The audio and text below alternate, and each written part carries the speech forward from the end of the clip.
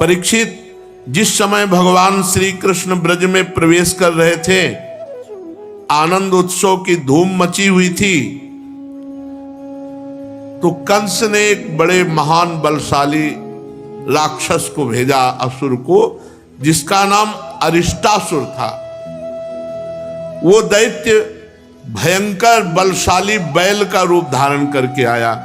बड़ा बलवान और बहुत विशाल बैल का रूप धारण करके खुरों से ब्रजभूमि को ऐसे खोदता हुआ, कपाता हुआ, वो बड़ी जोर से गर्जना कर रहा था। पूंछ अपनी खड़ी किए, सींगों से चार दीवारी तोड़ता हुआ, बीच बीच में गोबर छोड़ता हुआ, आंख फाड़ कर इधर उधर वो भगवान श्री कृष्ण को देख रहा था, कहां है। ऐसी वो दहाड़ हुंकार मारता, सब ब्रजवासी भयभीत हो गए। तीखे सींग वाले उस अरिष्टासुर ने जो बैल का रूप धारण किया था, ब्रजवासियों ने कहा ये हमारा बैल तो है नहीं ब्रज का, ये कहां से आ गया। पशु डर गए, भाग पड़े सब गौशाला से। सब ब्रजवासियों ने कहा हे श्री कृष्ण, हे श्री कृष्ण, हमें इस भय से बचाओ। इस प्रकार पुकारते हुए सब भगवान की शरण में हुए। भगवान ने देखा ये ब्रजवासी अत्यंत भयातुर हो रहे, तब उन्होंने कहा रे कोई डरने की बात नहीं है, मैं जानता हूं ये अरिष्टासुर है। और भगवान ने ललकारा, ए दुष्ट मूर्ख, तो इन बेचारे भोले जो ब्रजवासी जन इनको डरा रहा है, गौओं को डरा रहा है। अरे देख, तुझ जैसे दुरात्मा दुष्टों के बल का घमंड चूर चूर कर देने वाला मैं यहां हूं। ऐसा ललकार कर भगवान श्री कृष्ण ने ताल ठोकी और क्रोधित करने के लिए ताल ठोक के एक सखा के गले में बांह डालकर खड़े हो गए। भगवान श्री कृष्ण को ही वो ढूंढ रहा था और भगवान श्री कृष्ण की ताल ठोकने की चुनौती से वो और क्रोध के मारे तिलमिला उठा और खुरों से बड़े जोर से धरती खोदता हुआ श्री कृष्ण पर टूट पड़ा। उसने अपनी तीखे सींग आगे कर लिए, लाल लाल आंखों से टकटकी लगाकर श्री कृष्ण की ओर टेढ़ी नजर से देखता हुआ इतने वेग से टूटा मानो इंद्र के हाथ से छोड़ा हुआ वज्र हो। भगवान सावधान होकर खड़े हो गए। अरिष्टासुर जो बैल बना हुआ भगवान पर आक्रमण किया, तो भगवान ने उसके दोनों सींग पकड़ लिए और जैसे एक हाथी अपने से भिड़ने वाले दूसरे हाथी को पीछे हटा देता है, वैसे ही उसे 18 पग पीछे ठेल कर दौड़ाते हुए उल्टा सींग पकड़ के उल्टा दौड़ाते हुए 18 पग ले गए और पछाड़ दिया। भगवान के इस प्रकार पछाड़ देने पर फिर वो क्रोध करके खड़ा हुआ, लंबी लंबी सांसें छोड़ता हुआ भगवान पर टूट पड़ा। उस समय उसका शरीर पसीने से लथपथ हो रहा था। भगवान ने देखा कि तो मुझ पर प्रहार करना चाहता है, तो उसके पुनः सींग पकड़ लिए और सींग पकड़कर उसके एक लात मारी। दोनों सींग पकड़ लिए और एक लात मारी, जे हुई मारी तो धरती पर गिर पड़ा। अरे महापराक्रमी भगवान के आगे किसका बल। और भगवान ने जैसे गीला कपड़ा निचोड़ा जाए ऐसे पैर रख करके उसको ऐसे ऐसे ऐसे सींग पकड़ करके खूब कचूमर निकाल दिया उसका, और फिर सींग उखाड़ करके उसी से उसको पीटा। अब वो अरिष्टासुर मुंह से खून उगलता हुआ पैर पटकने लगा, आंखें उलट गईं, बड़े कष्ट के साथ प्राण निकले। देवता फूलों की वर्षा कर दी, अरिष्टासुर मारा गया। भगवान श्री कृष्ण ने इस प्रकार अरिष्टासुर का उद्धार किया। सब गोप गोपियां भगवान की प्रशंसा करने लगे। फिर बलराम जी के साथ गोष्ठ में प्रवेश किया और भगवान की शोभा को देख देख कर ब्रजवासी जन आनंदित हो रहे हैं। भगवान की लीला अत्यंत अद्भुत है। इधर जब अरिष्टासुर मार डाला गया तो भगवान नारद जी जो शीघ्र से शीघ्र भगवान का दर्शन कराने वाले हैं, कंस के पास पहुंचे। कंस ने पूजा की तो नारद जी ने कहा, कंस, जो कन्या तुम्हारे हाथ से आकाश में चली गई थी वो देवकी की कन्या नहीं थी, वो यशोदा की कन्या थी। और जो ब्रज में श्री कृष्ण है वो देवकी के पुत्र हैं। जो बलराम जी हैं वो रोहिणी के पुत्र हैं। वसुदेव ने तुमसे डरकर अपने मित्र नंद के पास उन दोनों को रख दिया है। उन्होंने ही तुम्हारे जितने असुर भेजे सबका वध किया है। और चुप हो गए नारद जी। ये सुनते ही कंस की एक एक इंद्रियां क्रोध के मारे कांप उठी।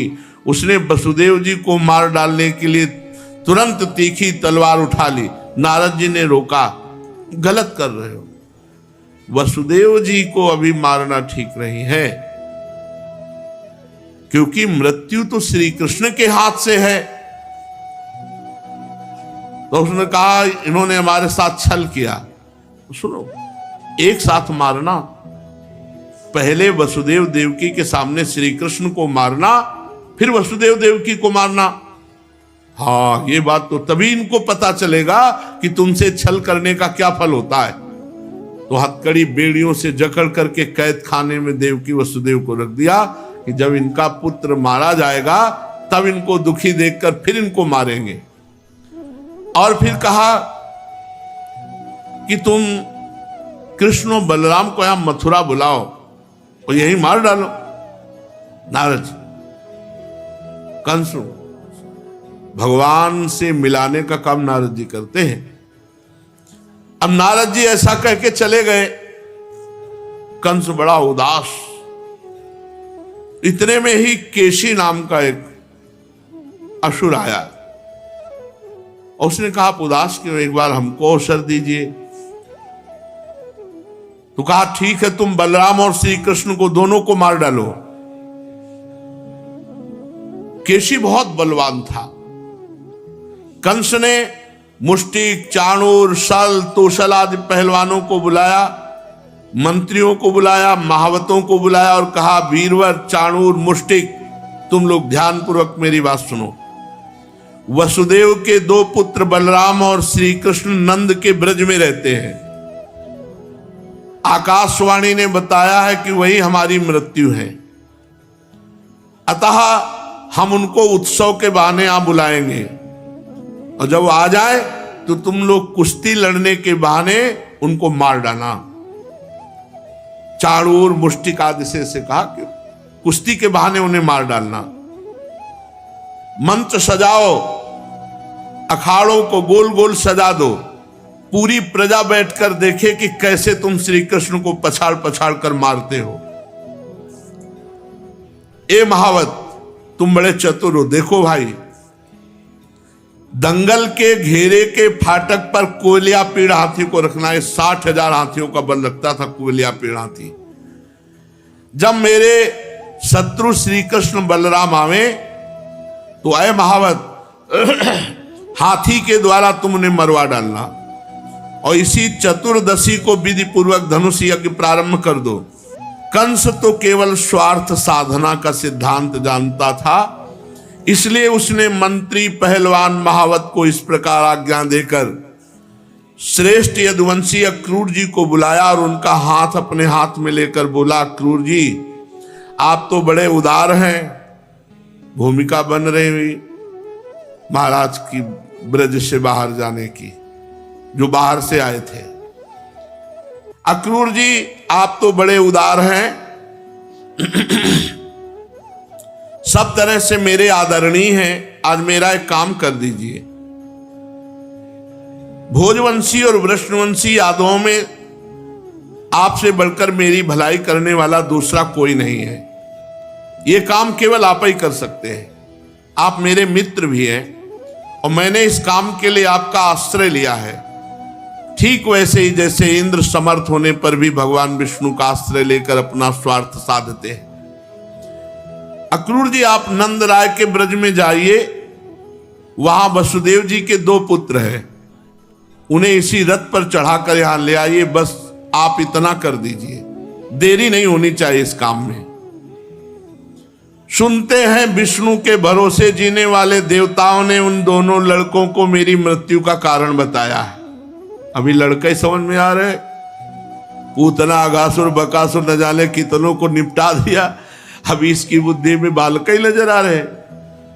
यहां आने पर पहले तो काल के समान कोलिया पेड़ हाथी से मरवा डालूंगा, एक तो बचेंगे ही नहीं, यदि उससे बच गए तो वज्र के समान मजबूत फुर्तीले पहलवान मुष्टिक चाणूर इनसे मरवा डालूंगा। और उनके मारे जाने पर वसुदेव आदि वृष्णि भोज दशार वंशी उनके भाई बंधु इन सबको मैं अपने हाथों से मारूंगा। मेरा पिता उग्रसेन ये तो बूढ़ा हो गया है, परंतु उसको राज्य का लोभ बना हुआ है। ये सब कर चुकने के बाद मैं उसके देवक को और दूसरे जो भी हैं सबको तलवार के घाट उतारूंगा, अपने पिता को भी, वसुदेव को भी और समस्त यदुवंशियों को। मेरे मित्र क्रूर जी, फिर तो मैं होऊंगा और आप होंगे और होगा निष्कंटक राज्य। और आपको पता ही है कि जरासंध हमारे बड़े बूढ़े ससुर हैं, वानर राज द्विविध मेरे प्यारे सखा हैं, संबरासुर नरकासुर बाणासुर ये मेरे से मित्रता करते, मेरा मुंह ताकते रहते हैं। इन सब की सहायता से मैं देवताओं के पक्षपाती नरपतियों को मारकर पृथ्वी का अकंटक राज्य करूंगा, ये कल्पना।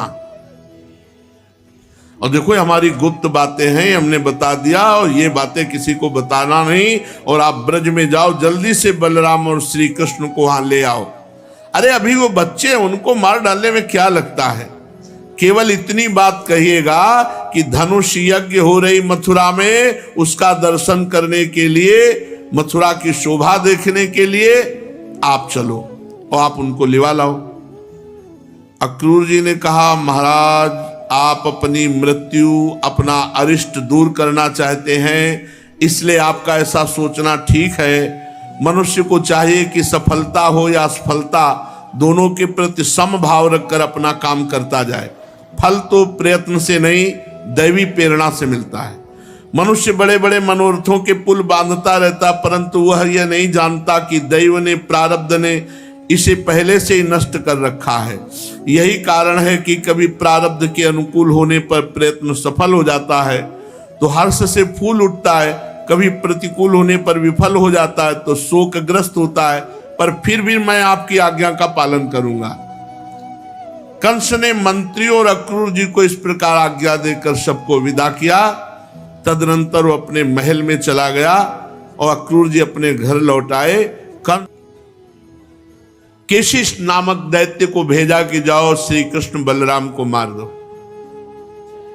बहुतों को भेजा, भगवान ने परम पद उनको प्रदान किया, इसलिए उसको विश्वास नहीं था कि केसी मार पाएगा।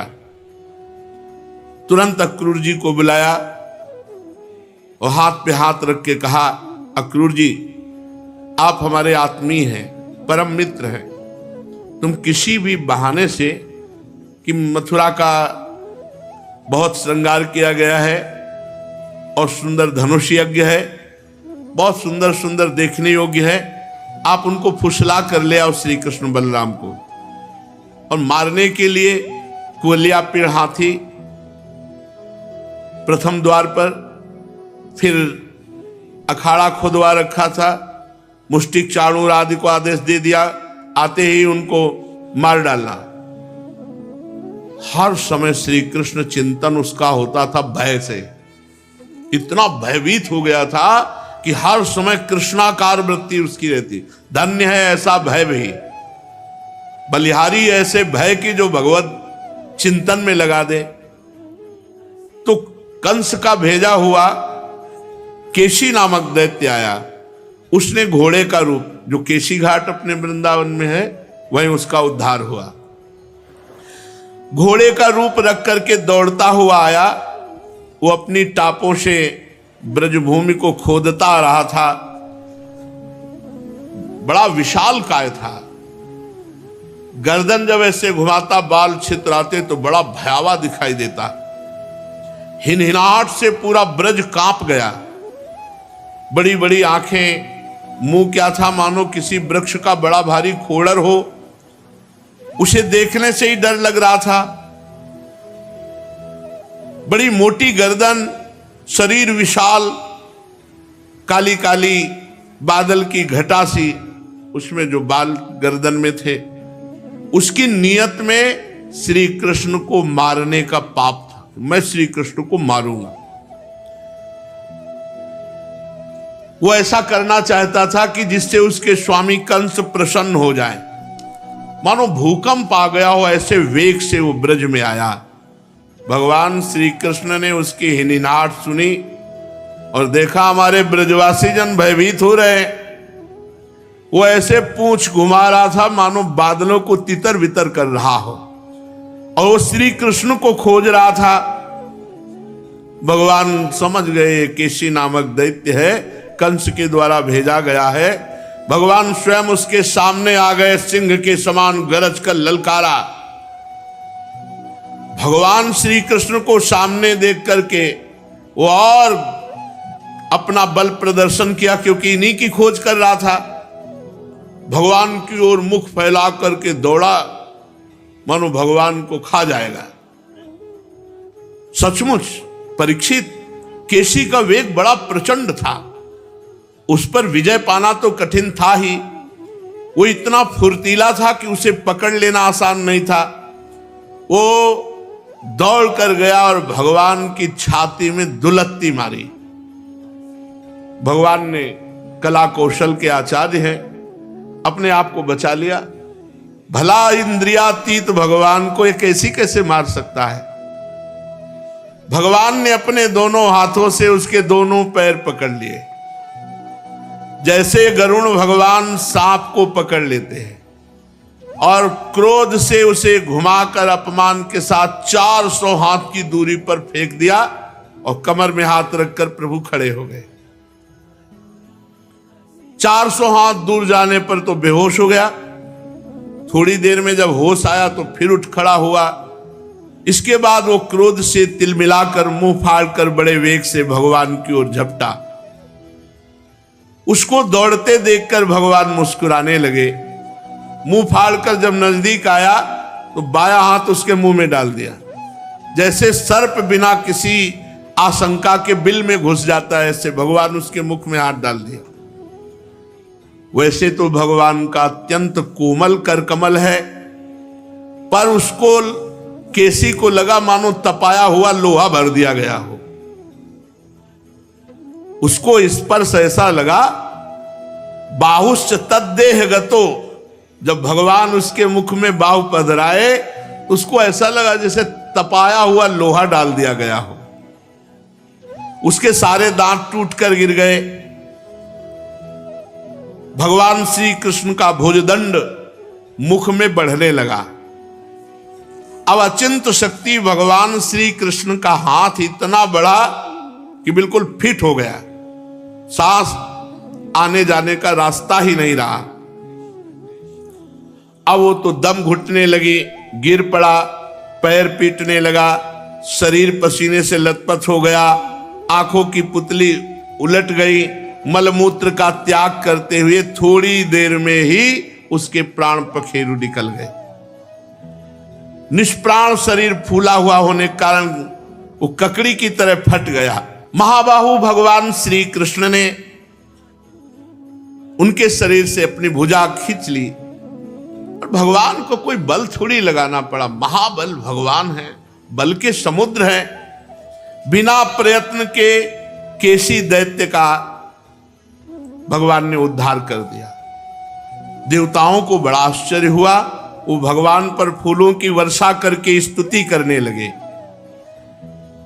परीक्षित, देवर्षि नारद जी भगवान के परम प्रेमी और समस्त जीवों के सच्चे हितैषी हैं। कंस के यहां से लौटकर वो अनायास अद्भुत कर्म करने वाले भगवान श्री कृष्ण के पास आए और एकांत में भगवान श्री कृष्ण के चरणों में साष्टांग दंडवत किया और कहा, हे सच्चिदानंद स्वरूप श्री कृष्ण, आपका स्वरूप मन और वाणी का विषय नहीं है। आप योगेश्वर हैं। सारे जगत का नियंत्रण आप ही करते हैं। आप सबके हृदय में निवास करते हैं।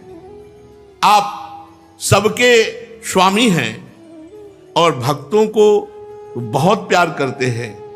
हे यदुवंश शिरोमणे, हे हमारे स्वामी, हम आपको बार बार नमस्कार करते हैं।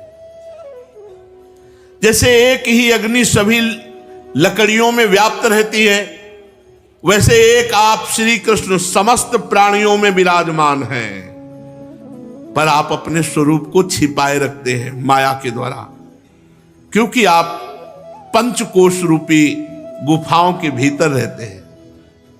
फिर भी पुरुषोत्तम के रूप में, सबके नियंता के रूप में, सबके साक्षी के रूप में आपका अनुभव होता है।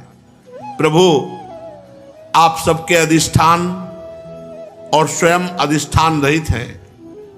आपने सृष्टि के प्रारंभ में अपनी माया से ही गुणों की सृष्टि की और उन गुणों को ही स्वीकार करके आप जगत की उत्पत्ति, स्थिति और प्रलय करते हैं। यह सब करने के लिए आपको अपने से अतिरिक्त और किसी भी वस्तु की आवश्यकता नहीं रहती, अर्थात आप अपने आप को ही सृष्टि के रूप में उत्पन्न करते हैं, अपने आप से ही अपना आप का ही पालन करते हैं और अपने आप से ही अपने आप का लय करते हैं, क्योंकि आप सर्वशक्तिमान और सत्य संकल्प हैं। वही आप दैत्य, प्रमथ और राक्षसों का, जिन्होंने आजकल राजाओं का वेश धारण कर रखा है, विनाश करने के लिए, धर्म की मर्यादा की रक्षा के लिए यदुवंश में अवतीर्ण हुए हो। ये बड़े आनंद की बात है प्रभु। आपने खेल ही खेल में घोड़े के रूप में रहने वाले इस केसी दैत्य को मार डाला। इसकी हिनहिनाहट से देवता लोग डरकर स्वर्ग छोड़ देते थे। प्रभु, अब मैं देखूंगा आपके हाथों से चाणूर, मुष्टिक, दूसरे पहलवान, कोलिया पे हाथी और स्वयं कंस को भी आप मार रहे हैं, ऐसा मैं देखूंगा। प्रभु, शंखासुर, कालयवन, मुर, नरकासुर, इनका वध देखूंगा। आप स्वर्ग से कल्पवृक्ष उखाड़ लाएंगे और इंद्र के अभिमान को चूर्ण करेंगे। आप अपनी कृपा, वीरता, सौंदर्य आदि का शुल्क देकर वीर कन्याओं से विवाह करेंगे और जगदीश्वर, आप द्वारिका में रहते हुए नृग को पाप से छुड़ाएंगे। आप जाम्बवती के साथ समंतक मणि को जाम्बवान से ले आएंगे और अपने धाम से ब्राह्मण के मरे हुए पुत्रों को ला देंगे। इसके पश्चात आप पौंड्रक, मिथ्या वासुदेव का वध करेंगे, काशीपुरी को दग्ध करेंगे, युधिष्ठिर के राजसूय यज्ञ में चेदिराज शिशुपाल का और वहां लौटते समय उसके मौसेरे भाई दंतवक्त को नष्ट करेंगे। प्रभु, द्वारिका में निवास करते समय आप और भी बहुत से पराक्रम और लीलाएं करेंगे, जिन्हें पृथ्वी के बड़े बड़े ज्ञानी और प्रतिभाशील पुरुष आगे चलकर गाएंगे। मैं वो सब देखूंगा। इसके बाद पृथ्वी का भार उतारने के लिए काल रूप से अर्जुन के सारथी बनेंगे और अनेक अक्षौणी सेना का संहार करके ये सब मैं अपनी आंखों से देखूंगा। प्रभु, आप विशुद्ध विज्ञान घन हैं। आपके स्वरूप में और किसी का अस्तित्व है ही नहीं, आप ही आप हैं। आप नित्य हैं, निरंतर हैं, अपने परमानंद स्वरूप में आप स्थित रहते हैं, इसलिए सारे पदार्थ आपको नित्य प्राप्त है। आपका संकल्प अमोघ है। आपकी चिदानंदमयी शक्ति के सामने माया और माया से होने वाला यह त्रिगुणमय संसार चक्र नित्य निवृत्त है, कभी हुआ ही नहीं। ऐसे आप अखंड एक रस सच्चिदानंद स्वरूप निरतिशय ऐश्वर्य संपन्न भगवान की मैं शरण ग्रहण करता हूं। हे अंतर्यामी, हे नियंता, हे श्री कृष्ण, आप परम स्वतंत्र हैं। जगत और उसके अशेष विशेषों, भाव अभाव रूप सारे भेद विभेद ये केवल कल्पना है, केवल आप ही आप है। यही है आखिरी स्थिति, जब समझ में आ जाए केवल आप ही आप है। हे श्री कृष्ण, मैं आपको नमस्कार करता हूं। श्री सुखदेव जी महाराज कहते हैं, परीक्षित, भगवान के परम प्रेमी भक्त देव ऋषि नारद जी ने जब इस प्रकार भगवान की स्तुति और प्रणाम किया, भगवान के दर्शनों के आह्लाद से नारद जी का रोम रोम खिल उठा। तदनंतर भगवान की परिक्रमा करके साष्टांग दंडवत करके उनकी आज्ञा प्राप्त करके देवर्षि नारद चले गए। इधर भगवान श्री कृष्ण केसी को मार करके उद्धार किया। प्रेमी एवं प्रसन्न चित्त ग्वाल बालों के साथ पूर्ववत गौवें चराने लगे, ब्रजवासियों को परमानंद वितरण करने लगे। एक समय सब ग्वाल बाल पहाड़ की चोटियों पर गाय आदि को चरा रहे थे। कुछ चोर और कुछ रक्षक बनकर छिपने और छिपाने का लुका लुकी का खेल खेल रहे थे। कुछ ग्वाल बाल चोर बन जाते, कुछ रक्षक बन जाते, कुछ भेड़ बन जाते, ऐसे निर्भय होकर खेल रहे थे। उसी समय व्योमासुर नाम का, जो मायासुर का पुत्र था, वो ग्वाल का वेश धारण करके आया। उसने विचार किया कैसे इनको मारे, श्री कृष्ण और बलराम को। बड़ा मायावी था वो, खेल में कोई जान न पावे इसलिए वो चोर बनता। जैसे सब कुछ सखा चोर बन रहे थे, कुछ भेड़ बन रहे थे, कुछ उनके रक्षक बन रहे थे। वो जो भेड़ बने हुए बच्चे खेल रहे थे सखा, वो उनको चुराकर छिपाता। महान असुर बार बार उन्हें ले जाकर एक पहाड़ की गुफा में डाल देता और एक दरवाजा की बड़ी चट्टान ढक देता। इस प्रकार ग्वाल बालों में केवल 4-5 सखा ही रह गए। भक्तवत्सल भगवान ने देखा है क्या हो रहा है, सब सखा कहां गए। जिस समय वो ग्वाल बालों को लिए जा रहा था, उसी समय जैसे सिंह भेड़ियों को दबोच ले, उसी प्रकार उसे धर दबोचा। व्योमासुर बड़ा बली था, उसने पहाड़ के समान अपना असली रूप प्रकट कर दिया और चाहा कि अपने को छुड़ा ले, परंतु भगवान श्री कृष्ण की पकड़ से वो कैसे छूट सकता था। भगवान ने दोनों हाथों से जकड़कर उसे भूमि में गिरा दिया और उसका गला दबाकर उसका उद्धार कर दिया। विमान पर चढ़कर देवता लोग पुष्पों की वर्षा करने लगे। फिर भगवान श्री कृष्ण ने गुफा के द्वार पर लगे हुए चट्टानों के पिहान को तोड़ डाला और अपने सखाओं को संकटपूर्ण स्थान से निकाल लिया। बड़े बड़े देवताजन भगवान की स्तुति करने लगे। केशी और व्योमासुर का वध हुआ। कंस ने अक्रूर जी को भेजा था, तो महामती अक्रूर जी पूरी रात नींद नहीं आई। कभी ऐसा चिंतन करते कि श्री कृष्ण और बलराम को लाकर यहां मैं उनको संकट में तो नहीं फंसा दूंगा। नहीं नहीं, भगवान को कौन सा संकट, मैं उनको प्रेम से लाऊंगा। किसी की ताकत नहीं कि उनको संकट में डाल सके, पर कहीं ऐसा ना हो जाए। वो पूरी रात नहीं सोए और दूसरा चिंतन चलता कि अहो भाग्य, मैं आज सुबह जाऊंगा और भगवान के दर्शन पाऊंगा। अहो भाग्य, दो प्रकार का चिंतन। कभी एक भयावह चिंतन आता, अतिशय प्रीति में संदेह जागृत हो जाता है। अधिक प्रीति मन भा संदेहा, कि कहीं मैं निमित्त तो नहीं बन जाऊंगा प्रभु को दुख पहुंचाने का। मैं उनको ला रहा हूं और कंस कहीं कोई अहित कर दे। एक ये चिंतन चलता, एक ये चिंतन चलता, अहो भाग्य, मैं भगवान के दर्शन पाऊंगा। पूरी रात नींद नहीं आई। प्रातः काल होते ही रथ पर सवार हुए और जहां श्री कृष्ण बलराम थे उधर चल पड़े। परम भाग्यवान अक्रूर जी यात्रा करते समय मार्ग में कमल नयन श्री कृष्ण की प्रेममयी भक्ति से परिपूर्ण हो गए और इस प्रकार सोचने लगे, मैंने ऐसा कौन सा शुभ कर्म किया, कौन सी श्रेष्ठ तपस्या की। बस यहां प्रेम लक्षणा भक्ति जब जागृत होती है तो मैंने ऐसा किया ये बात ध्यान नहीं आती, कृपा आती केवल। मिश्रित भक्ति में बात आती, मेरे अहो भाग्य, मैंने कौन सा ऐसा पुण्य किया, कौन सा तप किया, कौन सा ऐसा दान दिया जिसका फल मुझे मिल रहा है कि मैं श्री कृष्ण का दर्शन करूंगा।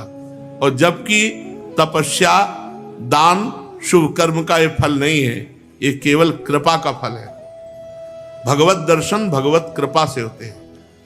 भक्त का हृदय अपने शुभ कर्मों की याद, अपनी तपस्या की याद, अपनी साधना की याद नहीं करता, भगवान की कृपा की याद करता है। अगर बीच में कोई याद दिला दे तो भी कहते कि वो साधन भी तो भगवत कृपा से ही बना था।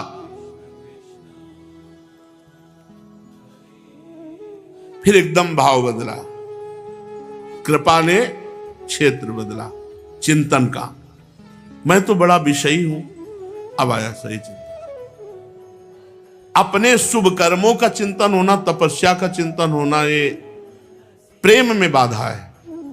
प्रेम में अपना स्मरण ही नहीं रहना चाहिए।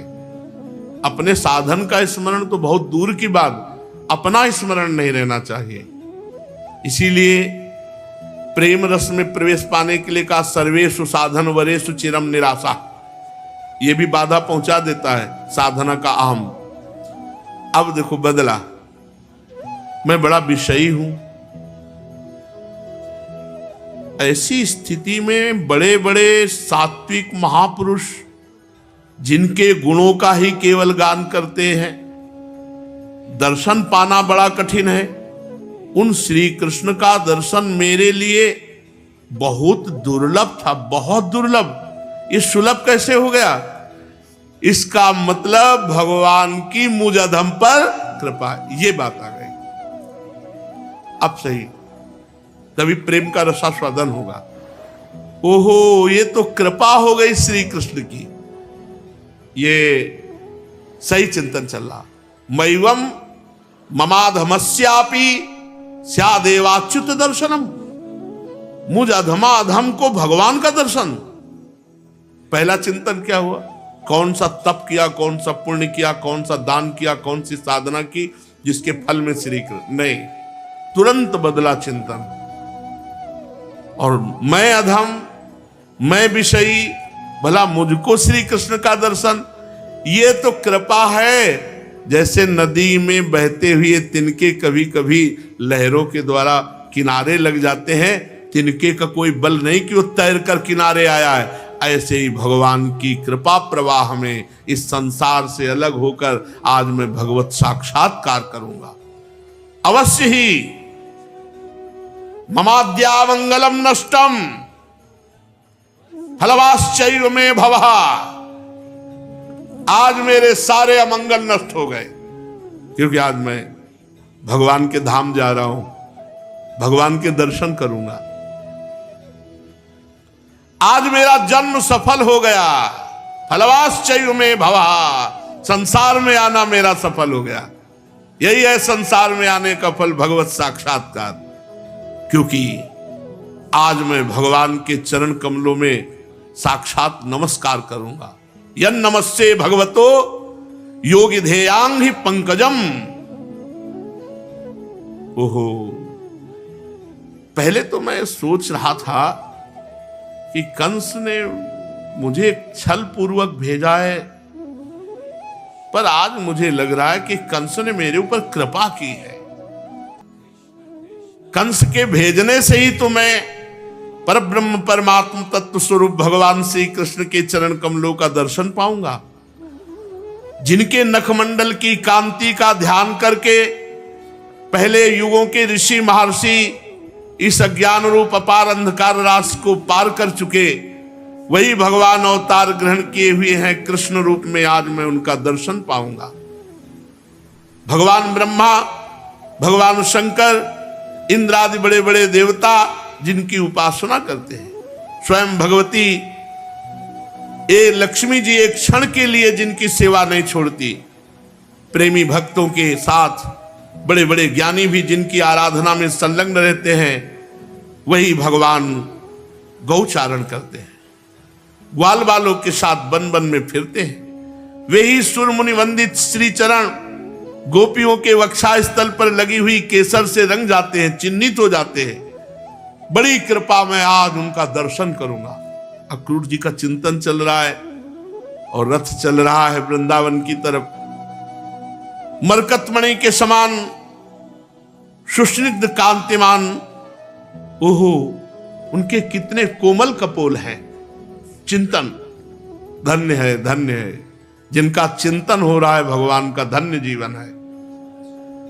तोते के ठोर के समान नुकीली नासिका, ओहो, ओठों पर मंद मंद मुस्कान, प्रेम भरी चितवन, कमल से कोमल रत्नारे लोचन, कपोलों पर घुंघराली अलके लटक रही।